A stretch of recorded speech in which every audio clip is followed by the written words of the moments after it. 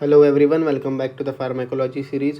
आज हम नया यूनिट स्टार्ट करने वाले हैं, दैट इज़ कार्डियोवैस्कुलर सिस्टम। अब सबको पता है कार्डियोवैस्कुलर सिस्टम में मेन प्रिंसिपल ऑर्गन होता है हमारा हार्ट। ठीक है, तो सब हम इसके बारे में भी पढ़ेंगे। ये सारे जो टॉपिक्स हैं मैं इसमें कवर करने वाला हूँ। तो आज हमारा टॉपिक है एंटी एंजाइनल ड्रग्स। तो चलिए शुरू करते हैं अभी। तो देखो, एंटी एंजाइनल के क्लासिफिकेशन पढ़ने से पहले मैं आपको पहले बताता हूँ कि अंजाइना क्या है, मतलब होता क्यों है। तो देखो, मेनली जो आपका अंजाइना होता है वो 3 टाइप का होता है: स्टेबल, अनस्टेबल और वैसोस्पास्टिक या फिर वेरिएंट अंजाइना। ठीक है, तो ये हो गया आपके 3 टाइप के अंजाइना मेनली। अब अंजाइना होता क्यों है, तो देखो, एक तो if there is reduction into the O2 supply के कारण अंजाइना होगा, मतलब हार्ट को कम O2 जा रहा है उसके कारण अंजाइना होगा, या तो अगर O2 की डिमांड बढ़ गई इसके कारण अंजाइना होगा। तो ये 2 कंडीशन से that is responsible for angina. ठीक है, एक तो क्या हुआ, reduction of O2 supply to myocardium.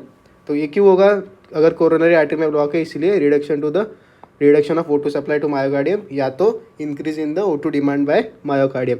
तो इन 2 चीज़ों के कारण आपका मेनली होता है अंजाइना। और मैंने बताया वो तीन टाइप का है: स्टेबल, अनस्टेबल और वेरिएंट।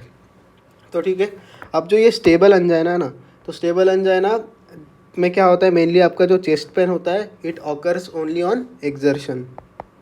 जब आप एक्सर्शन करते हो तभी चेस्ट पेन होगा, और पेन रिलीव हो जाएगा जब आपने रेस्ट कर लिया। तो ये हो गया स्टेबल के बारे में। जो अनस्टेबल अंजाइना है, इसमें क्या होगा, अगर आप रेस्ट भी कर रहे हो तो भी आपको पेन हो रहा है। ठीक है, दैट इज़ अनस्टेबल अंजाइना। ठीक है, ये डेंजरस होता है क्योंकि it can cause MI any time. ठीक है, ये हो गया अनस्टेबल। अब वेरिएंट अंजाइना या फिर वैसोस्पास्टिक अंजाइना, ये क्यों है, it is a sudden vasospasm causing pain, also known as variant angina, और एक नाम है इसको प्रिंस मेटल अंजाइना। ठीक है, तो ये हो गया स्टेबल, अनस्टेबल और वेरिएंट। ये मेनली वैसोस्पाज्म के कारण होता है ना। और ये मैंने बताया आपको, जब एक्सर्शन कर रहे हो अगर रेस्ट कर लिया तो ठीक हो जाएगा, ये रेस्ट पे भी हो रहा है, और ये वैसोस्पाज्म के कारण हो रहा है। तो ये था मेनली पैथोफिजियोलॉजी ऑफ अंजाइना। ठीक है, reduction in the O2 supply to myocardium क्योंकि कोरोनरी आर्टरी में ब्लॉक है, या तो O2 की डिमांड बढ़ गई मायोकार्डियम को। ठीक है, अब पढ़ते हैं एंटी एंजाइनल ड्रग्स। अगर अंजाइना हो रहा है तो आप ड्रग्स कौन से दोगे। ठीक है, तो सबसे पहले चलते हैं एंटी एंजाइनल के क्लासिफिकेशंस पे। ठीक है, बहुत इजी सा क्लासिफिकेशन है, सबको पता भी होंगे ड्रग्स मेनली। तो सबसे पहले हम बहुत इंपॉर्टेंट ड्रग है दैट आर नाइट्रेट्स। ठीक है, नाइट्रेट्स आपके 2 टाइप के, एक है शॉर्ट एक्टिंग और दूसरे लॉन्ग एक्टिंग। ये आगे भी आपको काम आने वाले हैं। तो शॉर्ट एक्टिंग में कौन सा आएगा, ग्लिसरॉल ट्राइनाइट्रेट और आइसोसोर्बाइड डाइनाइट्रेट। दोनों हम देंगे सब लिंगवली। ये बहुत इंपॉर्टेंट है कि हम कैसे दे रहे हैं इसको, सब लिंगवली, ग्लिसरॉल ट्राइनाइट्रेट और आइसोसोर्बाइड डाइनाइट्रेट। फिर लॉन्ग एक्टिंग में आपका आएगा आइसोसोर्बाइड डाइनाइट्रेट ओरली, यहाँ पे कैसा था, सब लिंगवली, और आइसोसोर्बाइड मोनोनाइट्रेट। बस 2 ही एग्जांपल याद रखो, ईजी है। देखो, ये तो दोनों साइड आ गया आइसोसोर्बाइड डाइनाइट्रेट वाला, तो याद तो इजीली हो जाएगा। एक जगह सबलिंगुअल, एक जगह ओरल है, यहाँ पे GTN है। ठीक है, अब चलते हैं उसके बाद बीटा ब्लॉकर्स पे। बीटा ब्लॉकर्स पे हमने पढ़ रखा है एएनएस में प्रोप्रानोल, मेटोप्रोलॉल या फिर अटेनोलॉल, कोई भी आप याद रख लो। फिर आते हैं calcium channel blockers. Calcium channel blockers में वेरापामिल, डेल्टियाज़म या फिर एम्लोडिपिन, कोई भी याद रखो। एक DHP और एक नॉन DHP आगे बताऊंगा मैं, तो एक काम करो, वेरापामिल और एम्लोडिपिन ऐसा याद रख लो। ठीक है, फिर पोटेशियम चैनल ओपनर एक ही होता है, that is nicorandil. And other anti anginal drugs में आपका याद रखो डायपिरिडामोल और इवाब्रेडिन, ईजी है याद रखने के लिए। ठीक है, तो ये हो गया एंटी एंजाइनल ड्रग्स। इसकी ट्रिक बनाने की ज़रूरत नहीं, बट एक है ट्रिक, अगर किसी को ट्रिक से याद रखना है तो उससे याद रखो, कॉप नू बुला। ठीक है, कॉप नू बुला इसका ट्रिक है। तो पंजाबी में बोलते हैं ना थोड़ा, कॉप को बुला, ऐसा कॉप नू बुला। तो C से याद रखो आपका आएगा कैल्शियम चैनल ब्लॉकर, O से आपका आएगा अदर्स, P से आपका आएगा पोटेशियम चैनल ओपनर, इसके N से आपका आएगा नाइट्रेट्स, और B से आएगा बीटा ब्लॉकर। ज़रूरत नहीं है पर तो भी जिसको याद रखना है ट्रिक से, कॉपनुबुला, उससे याद रखो। ठीक है, ये हो गया आपकी ट्रिक भी। ठीक है, तो ये हो गया इसका क्लासिफिकेशन। अब इसमें हमको मेनली 2 ड्रग्स पढ़ने, 2 क्लास के ड्रग्स। एक तो है आपका नाइट्रेट्स और दूसरा है बीटा ब्लॉकर्स। ठीक है, तो ठीक है, तो सबसे पहले चलते हैं नाइट्रेट्स पे। अब नाइट्रेट्स का मैकेनिज्म ऑफ एक्शन क्या है? जो आपके नाइट्रेट्स है मेनली क्या करेंगे, रिलीज़ करेंगे नाइट्रिक ऑक्साइड को, ठीक है। नाइट्रेट जो है आपके पहले तो डीनाइट्रेट होते हैं स्मूथ मसल सेल में जाके, ठीक है। तो जो नाइट्रेट्स है क्या रिलीज़ करेंगे, नाइट्रिक ऑक्साइड। अब नाइट्रिक ऑक्साइड रिलीज़ कर दिया तो ये नाइट्रिक ऑक्साइड क्या करेगा, स्टिमुलेट करेगा ग्वानिल साइक्लेज को। ग्वानिल साइक्लेज स्टिमुलेट होती क्या होगा, आपका CGMP बढ़ेगा। अब जब CGMP बढ़ रहा है तो क्या होगा, dephosphorylation of myosin light chain kinase, MLCK बोलते हैं इसको। इसका डीफॉस्फोराइलेशन हो गया और decrease in calcium concentration in the systole, जिसके कारण क्या होगा, relaxation of vascular smooth muscles. Vascular smooth muscles relax हो गया। तो ये हो गया इसका मेन मैकेनिज्म ऑफ एक्शन। ठीक है, क्या हो रहा था, जो आपके नाइट्रेट्स है, नाइट्रेट्स क्या करेंगे, रिलीज करेंगे नाइट्रिक ऑक्साइड को। तो नाइट्रिक ऑक्साइड अगर रिलीज हो गया तो ये क्या करेगा, स्टिमुलेट करेगा आपके ग्वानिल साइक्लेज को। ग्वानिल साइक्लेज जब स्टिमुलेट होता है तो क्या बढ़ता है, CGMP अगर बढ़ गया तो फर्स्ट क्या होगा, dephosphorylation of myosin light chain kinase और decrease in the calcium concentration in the systole. अब इसके कारण क्या होगा, जो आपके वैस्कुलर स्मूथ मसल्स है उसका रिलैक्सेशन होगा, ठीक है। तो ये था नाइट्रेट्स का मैकेनिज्म ऑफ एक्शन। तो ठीक है, आई होप आपको ये समझा होगा। तो अब इसके बाद चलते हैं इसके फार्माकोलॉजिकल एक्शंस पे, ठीक है। अब ये देखो वैस्कुलर मसल्स का रिलैक्सेशन करा रहा है, तो एक तो यही हो गया इसका फार्माकोलॉजिकल एक्शन, ठीक है। वैस्कुलर स्मूथ मसल्स पे पहले देखते हैं इसका फार्माकोलॉजिकल एक्शन क्या है। तो देखो नाइट्रोग्लिसरीन क्या करता है, it quickly relieves the anginal pain by decreasing the O2 requirement and increasing O2 delivery. देखो मैंने यहाँ पे बताया आपको एंजाइना हो क्यों रहा था, reduction in the O2 supply या फिर increase in the O2 demand. तो आपका जो नाइट्रोग्लिसरीन है ये क्या करा रहा है, आपकी O2 की रिक्वायरमेंट को बढ़ा रहा है और O2 की डिलीवरी को भी O2 की रिक्वायरमेंट को कम कर रहा है और O2 की डिलीवरी को बढ़ा रहा है, मतलब जिसके कॉज हो रहा था उसका बिल्कुल उल्टा। तो क्या होता है जो आपके पहले तो कॉज करेगा विनोडाइलेशन।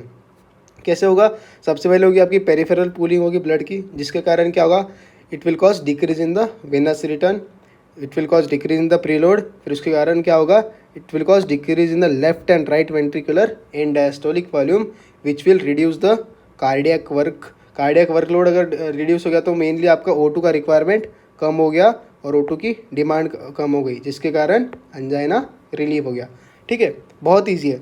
अंजाइना हो क्यों रहा था, एक तो O2 की डिमांड बढ़ रही थी या तो O2 का सप्लाई कम हो रहा था। तो इससे हम क्या कर रहे हैं, O2 की रिक्वायरमेंट, O2 की डिमांड कम कर रहे हैं, ठीक है, जो कि बढ़ी थी। क्या हुआ, सबसे पहले पेरिफेरल पूलिंग हुआ, पेरिफेरल पूलिंग के कारण वेनस रिटर्न कम हुआ, वेनस रिटर्न के कारण प्रीलोड कम हुआ, प्रीलोड कम होते ही आपका left and right ventricular diastolic volume कम हुआ, जिसके कारण मेनली कार्डियक वर्क कम हुआ और इससे ही O2 रिक्वायरमेंट कम हो गई। O2 रिक्वायरमेंट कम हो गई जिससे आपने अंजाइना को रिलीव कर दिया, ठीक है। ये हो गया विनोडाइलेशन से। अब आर्ट्रियोलर डायलेशन से क्या होगा, आपका PVR कम होगा, पेरिफेरल वैस्कुलर रेजिस्टेंस, जिसके कारण डिक्रीज इन द आफ्टरलोड, और फिर से आफ्टरलोड जब कम होगा तो कार्डियक वर्क कम होते, O2 requirement come, relief of angina, ठीक है। तो यह था मेन वीनस और आर्टियल डायलेशन। जब आपका डायलेशन होता है लार्ज कोरोनरी वेसल्स का और कोलैटरल्स का, उसके कारण क्या होगा, it will cause increase in the blood flow to the ischaemic areas due to redistribution of coronary blood flow which will increase the O2 delivery to the ischaemic areas. मतलब देखो ये जो थे ना, ये डिमांड कम करके एक्ट करते हैं, और जब लार्ज कोरोनरी वेसल्स डायलेट होती है ये क्या करती है, आपकी O2 के सप्लाई को बढ़ाती है। मतलब अंजाइना कॉज हो रहा था O2 के सप्लाई कम होने से और O2 की डिमांड बढ़ने से। तो आर्टियो डायलेशन और विनोडाइलेशन से क्या होगा, आपकी O2 की डिमांड कम हो गई जो बढ़ रही थी, जिसके कारण अंजाइना हो रहा था। तो O2 की डिमांड कम करते ही अंजाइना रिलीव हो जाएगा, और ये क्या करेंगे, आपका O2 की सप्लाई बढ़ाएंगे, मतलब जो रिडक्शन हो रहा था O2 का सप्लाई का मायोकार्डियम को वो बढ़ा देंगे ये लोग, ठीक है। तो ये हुआ पहला pharmacological action on vascular smooth muscles, ठीक है। अब वैस्कुलर स्मूथ मसल के साथ साथ ही क्या होता है, आपके विसरल स्मूथ मसल्स पे भी इसका एक्शन है, ठीक है। अब नाइट्रेट्स क्या करते हैं, वैस्कुलर पे हो गया, विसरल पे क्या करेंगे, जो आपके बिलियरी स्मूथ मसल्स हैं उनको रिलैक्स करेंगे। अब देखो बिलियरी स्मूथ मसल्स रिलैक्स के, इसका मतलब कहाँ यूज आएगा इसका, बिलियरी कोलिक पेन में, ठीक है। ये हो गया पहला। वैस्कुलर के बाद विसरल पे हम, विसरल पे पहला हमने पढ़ा बिलियरी स्मूथ मसल्स। फिर उसके बाद पढ़ते हैं ईसोफेगस पे। ईसोफेगस को भी क्या करेगा, रिलैक्स करेगा। मेनली तो स्मूथ मसल्स का रिलैक्सेशन करा रहा है ना, वैस्कुलर हो या विसरल हो। तो वैस्कुलर पे हमने पढ़ लिया, विसरल पे पहला पढ़ा बिलियरी कोलिक, अब दूसरा पढ़ा ईसोफेगस। ईसोफेगस के रिलैक्स करके एक्लेजिया कार्डिया में भी आपका ट्रीटमेंट में यूज़ होता है। दूसरा ब्रोंकस को रिलैक्स करेगा। अब ब्रोंकस को रिलैक्स करेगा इसीलिए आपका क्या है, it is safe in asthmatic patients. ठीक है, तो ये हो गया। और external 3 pharmacological actions of nitrates. पहला हमने पढ़ा वैस्कुलर स्मूथ मसल्स, दूसरा हमने पढ़ा विसरल। विसरल में पहला बिलियरी, फिर ईसोफेगस और ब्रोंकस। अब ये एमसीक्यू का एक बहुत इंपॉर्टेंट पॉइंट है कि it has no significant action on ureteric smooth muscles. ठीक है, बाकी 3 पे है बट यूरेटरिक स्मूथ मसल्स में कोई सिग्निफिकेंट एक्शन नहीं है। अब चलते हैं इसके यूजेस पे। तो एक तो नाम में ही एंटी एंजाइनल और उसमें भी मैंने आपको क्या बताया था, अंजाइना 3 टाइप का है, स्टेबल, अनस्टेबल और वेरिएंट या फिर वेसोस्पास्टिक। तो सबसे पहले देखते हैं अंजाइना में यूज़। अंजाइना में कैसे, अब एक तो अक्यूट अटैक होगा अंजाइना का या फिर प्रोफाइलैक्सिस। तो हमने देखी जो सबलिंगुअल जो हम ड्रग्स दे रहे थे वो हम यूज़ करेंगे आपके एक्यूट अटैक में, मतलब हमको इंस्टेंट रिलीफ चाहिए। ठीक है, इसलिए हम देंगे वो ड्रग्स सबलिंगुअली। कौन से पढ़े थे हमने, एक तो ग्लिसरल ट्राइनाइट्रेट पढ़ा था और एक आइसोसोर्बाइड डाइनाइट्रेट पढ़ा था। ठीक है, तो वही लिखा है देखो, नाइट्रोग्लिसरीन मतलब आपका हो गया glycerol trinitrate. It is a drug of choice for an acute attack of angina. ठीक है, कैसे एडमिनिस्टर करना है, sublingually with an initial dose of 0.5 mg। ठीक है, that usually relieves pain in 2 to 3 minutes। ठीक है, अब देखो तुमने ड्रग तो दे दिया, सबलिंगुअली दे दिया, पर जब सिम्टम्स रिलीव हो रहे हैं तो पेशेंट को क्या बोलना है, he is advise to spit out the tablet as soon as the pain is relieve to avoid the side effects. ठीक है, अब if the pain is not relieved the tablet can be repeated after 5 minutes but not more than 3 tablets in 15 minutes. बहुत important है, अगर आपका pain relieve हो गया तो पेशेंट को बोलना है भाई टैबलेट थूक दे। अगर पेन रिलीव नहीं हो रहा है तो क्या करेंगे, टैबलेट को हम रिपीट करेंगे, पर रिपीट तो करेंगे but it should be not be repeated more than 3 tablets in 15 minutes. ठीक है, जो आपका नाइट्रोग्लिसरीन होता है it undergoes extensive first pass metabolism when swallowed. Sublingually है तो अपने को पता है इसकी बायोअवेबिलिटी 100% है। ठीक है, अब या तो GTN दो या तो आइसोसोर्बाइड डाइनाइट्रेट दे सकते हो sublingually, but the drug of choice is आपका glyceryl trinitrate for acute attack of angina. ये तो हो गया एक्यूट अटैक का। तो जब प्रोफाइलैक्सिस में हमको देना है अंजाइना के, मतलब भाई तो क्या दोगे, लॉन्गर एक्टिंग नाइट्रेट प्रिपरेशंस दोगे। कौन से, अब देंगे ओरल वाले देंगे हम, आइसोसोर्बाइड मोनोनाइट्रेट और आइसोसोर्बाइड डाइनाइट्रेट दोनों भी देंगे ओरली। यहाँ पे हमने दिया था सबलिंगुअली क्योंकि अटैक को प्रिवेंट करना था, है ना। अब ओरली दे दिया आइसोसोर्बाइड मोनोनाइट्रेट और डाइनाइट्रेट। ठीक है, नाइट्रोग्लिसरीन भी दे सकते हैं, ऐसा कुछ नहीं, but preferred are isosorbide mononitrate and dinitrate. ठीक है, transdermal nitroglycerine produces prolong effect up to 24 hours. बाकी तो ये इतना इम्पोर्टेंट नहीं है, आप बस यूज़ याद रखो पहला अंजाइना का। अंजाइना में ड्रग्स मेन आपको याद रखना, एक्यूट अटैक में नाइट्रोग्लिसरीन और आइसोसोर्बाइड डाइनाइट्रेट सबलिंगुअली, और प्रोफाइलैक्सिस में आइसोसोर्बाइड मोनोनाइट्रेट और आइसोसोर्बाइड डाइनाइट्रेट ओरली। इतना भी आपने यूज़ में लिख दिया अंजाइना के, that is more than sufficient. ठीक है, यहाँ पे ये भी पॉइंट याद रखना है कि स्पीट आउट करना है टैबलेट को when the pain is relieved. ठीक है, और 5 मिनट 3 टैबलेट नहीं देने हैं 15 मिनट के अंदर, 3 से ज़्यादा नहीं देने हैं। ठीक है, ये हो गया पहला यूज़ अंजाइना का। अब दूसरा क्या है, वेरिएंट अंजाइना। वेरिएंट अंजाइना क्यों था, आपका वैसोस्पाज्म के कारण मेनली हो रहा था। मैंने बताया था it is also called as Prinzmetal angina.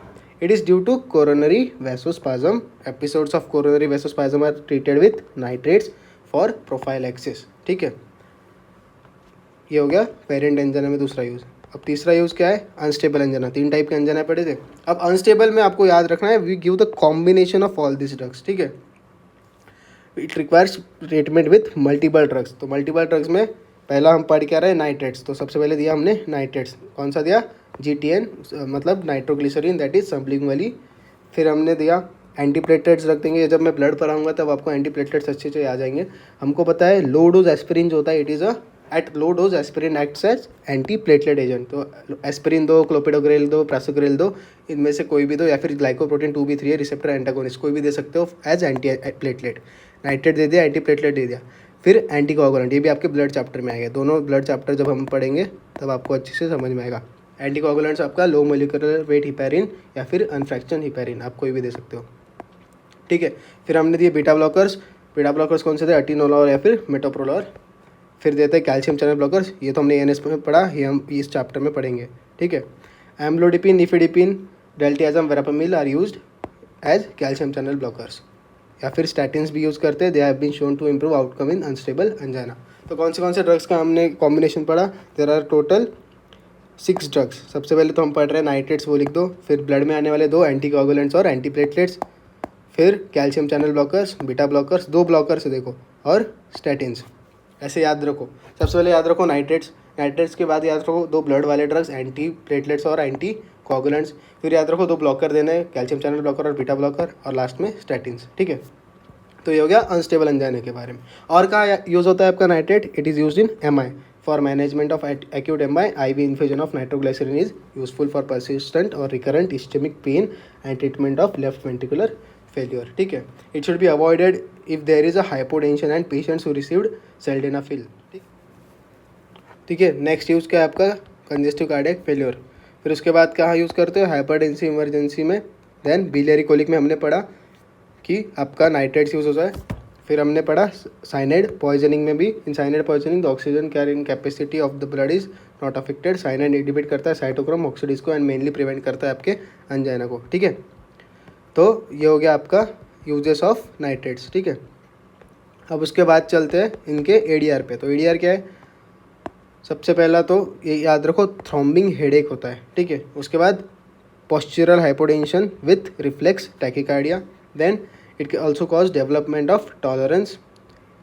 It may cause rashes, tachycardia, palpitation, weakness and rarely syncope. और अगर आपने ओवरडोज कर दिया तो मिथ हीमोग्लोबिनेमिया भी आपको हो सकता है, ठीक है। So this are the ADR of nitrates, ठीक है। क्या क्या, throbbing headache, postural hypotension with reflex tachycardia, then rashes, development of tolerance, tachycardia, palpitation, weakness and rarely syncope. और अगर ओवरडोज दे दिया तो मिथ हीमोग्लोबिनेमिया भी आपको हो सकता है।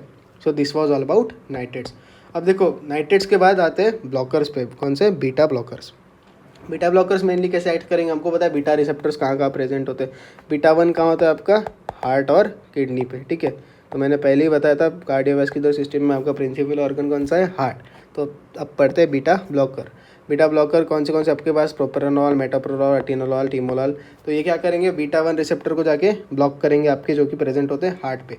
अब इसके कारण क्या होगा, बहुत कॉमन सेंस की बात है, अगर बीटा 1 रिसेप्टर ब्लॉक हो गया, एनएस में पढ़ा था जब हमने नॉर्मल पढ़े थे, बीटा एगोनिस्ट जब पढ़े थे, तो वो क्या कर रहे थे, जैसे एड्रेनलिन है ये सब, हार्ट रेट वगैरह सब बढ़ा रहे थे। तो ये ब्लॉकर है, ब्लॉकर क्या करेंगे, आपका हार्ट रेट को कम करेंगे, फोर्स ऑफ मायोकार्डियल कॉन्ट्रैक्शन को कम करेंगे, जिससे कार्डियक वर्क कम होगा और it will cause decrease in the myocardial O2 consumption. तो इससे आपका एंजाइना रिलीव हो जाएगा, ठीक है। हार्ट रेट कम हुआ, फोर्स ऑफ मायोकार्डियल कॉन्ट्रैक्शन कम हुआ, कार्डियक वर्क कम हुआ और मायोकार्डियल O2 कंजम्पशन कम हुआ, जिससे आपका रिलीव हो जाएगा एंजाइना। ये हो गया इसका मैकेनिज्म ऑफ एक्शन, बहुत कॉमन सेंस है। अगर आपने एएनएस के रिसेप्टर्स अच्छे से पढ़े हैं तो बस आपको उल्टे इफेक्ट्स लिखने हैं, क्योंकि यहाँ पे ब्लॉकर यूज़ किया है। अब यहाँ पे 1-2 पॉइंट बहुत इंपॉर्टेंट है। जो आपके बीटा ब्लॉकर्स होते हैं ना, they have slow onset of action, ठीक है। तो एंजाइना के प्रोफाइल एक्सेस में मेनली हम इसको यूज़ करते हैं, ठीक है। Because of their slow onset of action they are use in anginal prophylaxis, ठीक है। अब जो है बीटा ब्लॉकर्स हमने पढ़े थे, कार्डियो सिलेक्टिव होते हैं और कार्डियो नॉन सिलेक्टिव होते हैं, ठीक है। तो इसमें हम क्या करते हैं, cardio selective beta blockers mainly prefer करते हैं। Cardio selective beta blockers are preferred here, ठीक है। Cardio selective beta blockers prefer करते हैं। और हमने पढ़ा था कुछ जो थे beta blockers, they have intrinsic sympathomimetic activity, जैसे कि हमने पढ़ा था एग्जांपल इसका पिंडोलॉल। तो अगर इसकी इंट्रिंसिक सिम्पैथोमाइमेटिक एक्टिविटी है तो थोड़ा कॉमन सेंस से बताओ, जो सिंपैथेटिक को स्टिमुलेट करेगा तो वो तो इसका सब उल्टा कर देगा, है ना। इसीलिए जो बीटा ब्लॉकर है which haves intrinsic sympathomimetic activity, for example pindolol, वो हम इसमें नहीं देंगे, पिंडोलॉल हम इसमें नहीं देंगे, क्योंकि it has a intrinsic sympathomimetic activity. बहुत इंपॉर्टेंट पॉइंट है, ठीक है। और मेनली कौन से ड्रग्स देंगे, cardio selective beta blockers, okay. अब चलते हैं इसके एडवर्स इफेक्ट पे।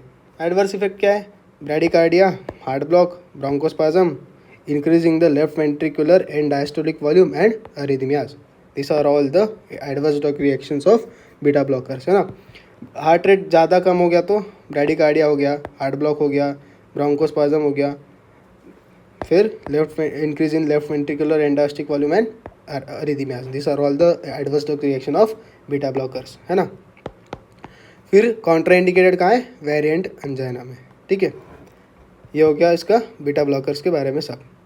सो हमने क्या क्या पढ़ा, हमने सबसे पहला नाइट्रेट्स पढ़ा। नाइट्रेट्स के बारे में मैंने आपको बताया था, पहले तो हमने अंजाइना पढ़ा। अंजाइना मैंने बताया था 3 टाइप के अंजाइना है, और अंजाइना मेनली क्यों होता है, increase in the O2 demand या फिर reduction of O2 supply to the myocardium. फिर हमने पढ़ा क्लासिफिकेशन में मैंने एक ट्रिक बताई कॉपनुबुला, जिसको ट्रिक से याद करना है वो वैसे करे, या फिर वैसे तो याद करना बहुत ईजी है। शॉर्ट एक्टिंग में हमने GTN और आइसोसोर्बाइड डायनाइट्रेट पढ़ा। लॉन्ग एक्टिंग में आइसोसोर्बाइड डायनाइट्रेट ओरल और मोनोनाइट्रेट, यहाँ पे थे दोनों भी सबलिंगुअल, ठीक है। फिर हम आए mechanism of action of nitrates पे। मैंने बोला नाइट्रेट्स क्या करते हैं, रिलीज करते हैं नाइट्रिक ऑक्साइड को, जिसके कारण ग्वानिल साइक्लेज स्टिमुलेट हुआ, which will cross increase in CGMP। उसके कारण it causes dephosphorylation of myosin light chain kinase and decrease in the calcium concentration in the systole, which will cause relaxation of vascular smooth muscles. तो ये हो गया आपका mechanism of action of nitrates. फिर हमने पढ़े फार्माकोलॉजिकल एक्शंस, पहला पढ़ा वैस्कुलर स्मूथ मसल पे, दूसरा पढ़ा विसरल पे। वैस्कुलर पे क्या हो रहा था, मेनली आपका वीनोडाइलेशन, आर्टियोडाइलेशन और dilation of large coronary vessels. तो वीनोडाइलेशन करके क्या हुआ, मेनली पेरिफेरल पुलिंग, फिर decrease in venous return, decrease preload, decrease left and right ventricular end diastolic volume, जिसके कारण कार्डियक वर्क कम हुआ, and which call decrease in the O2 demand, जिससे हमने रिलीव कर लिया अंजाइना को। आर्टियोडाइलेशन से क्या हुआ, decrease PVR, decrease preload, which cause again decrease in O2 demand and release angina. तो ये दोनों तो क्या कर रहे थे, O2 डिमांड कम करके एक्ट कर रहे थे, पर जब कोरोनरी वेसल्स डायलेट होंगे ये क्या करेंगे, O2 का सप्लाई बढ़ा देंगे, जिससे आपको अंजाइना रिलीज हो जाएगा। तो ये था वैस्कुलर स्मूथ मसल पे एक्शन। फिर हमने पढ़े विसरल पे कहाँ कहाँ पढ़ा, बिलियरी मसल्स, फिर इसोफेगस और ब्रोंकस पे। बिलियरी पे बिलियरी कोलिक पेन में यूज़ होगा, यहाँ पे एक्लीजा कार्डिया में यूज़ होगा, यहाँ पे एस्थमेटिक्स में सेफ है। अब MCQ का पॉइंट क्या पढ़ा था कि यूरेटरी स्मूथ मसल्स पे इसका कोई सिग्निफिकेंट एक्शन नहीं है ना। फिर हमने पढ़े यूजेस, सबसे पहले पढ़ा था अंजाइना, प्रोफाइल एक्यूट और प्रोफाइल एक्सिस। एक्यूट अटैक में हमने दिया था सबलिंगुअल GTN या फिर आइसोसोर्बाइड डायनाइट्रेट, और प्रोफाइल एक्सिस में आइसोसोर्बाइड मोनोनाइट्रेट, डायनाइट्रेट या फिर ग्लिसरॉल ट्राइनाइट्रेट ओरली। फिर हमने पढ़ा वेरिएंट अंजाइना। वेरिएंट अंजाइना में भी हमने दिया मतलब मेनली क्यों होता था, वैसोस्पाज्म की वजह से, और नाइट्रेट्स हमने दिए। फिर हमने पढ़ा अनस्टेबल अंजाइना में कॉम्बिनेशन पढ़ना है 6 ड्रग का, एक तो ड्रग नाइट्रेट्स। फिर हमने पढ़ा कैसे याद रखा हमने, नाइट्रेट्स के बाद 2 ब्लड के क्लास एंटी प्लेटलेट्स और एंटीकोगुलेंट्स, फिर 2 ब्लॉकर बीटा ब्लॉकर CCB और स्टैटिन्स। फिर और एक यूज़ पढ़ा हमने MI में, then CCF, hypertensive emergency, biliary colic और साइनाइड पॉइजनिंग में, ये सारे यूजेस ऑफ नाइट्रेट्स। फिर हमने पढ़े ADR। ADR में क्या क्या था, सबसे पहले हमने पढ़ा था थ्रॉम्बिंग हेडेक, फिर hypotension with reflex tachycardia, postural hypotension था ये। फिर टॉलरेंस डेवलप करता है, rashes, tachycardia, palpitation, weakness, flushing वगैरह भी होता है, वो भी याद रखो, इट ऑल्सो कॉजेस फ्लशिंग, ये मैं बोलना भूल गया। और अगर ओवरडोज हमने दे दिया तो क्या होगा, ओवरडोज पे मिथ हीमोग्लोबिन में भी हो सकता है, ठीक है। अब इसके बाद ADR के बाद हमने ख़त्म। फिर ADR के बाद हमने क्या पढ़ा, बीटा ब्लॉकर्स। बीटा ब्लॉकर्स का मैकेनिज्म एक्शन देखा। बीटा 1 रिसेप्टर आपका हार्ट पे होता है, तो ब्लॉकर क्या करेगा, सारा heart rate, force of myocardial contraction, cardiac workload कम करके मायोकार्डियल कंजम्पशन O2 का कम करेगा, जिसके कारण अंजाइना रिलीव होगा, ठीक है। फिर मैंने बोला था जिसके पास इंट्रिंसिक सिम्पैथोमायोमेटिक एक्टिविटी है, वो जैसे कि पिंडोलॉल, वो ड्रग्स हम यहाँ पे नहीं देंगे, हम देंगे कार्डियो सिलेक्टिव बीटा ब्लॉकर्स, ठीक है। फिर हमने पढ़ा ADR ऑफ बीटा ब्लॉकर्स, जो कि है ब्रैडिकार्डिया, क्योंकि क्या हो रहा था, हार्ट रेट कम होगा, अगर ज़्यादा कम होगा तो it will cause bradycardia, heart block, bronchospasm, increase in left end diastolic volume और एरिथमियाज। ये थे ADR ऑफ बीटा ब्लॉकर। और कॉन्ट्रा इंडिकेटेड कहाँ था, ये वेरिएंट अंजाइना में, ठीक है। So that was all about today, thank you.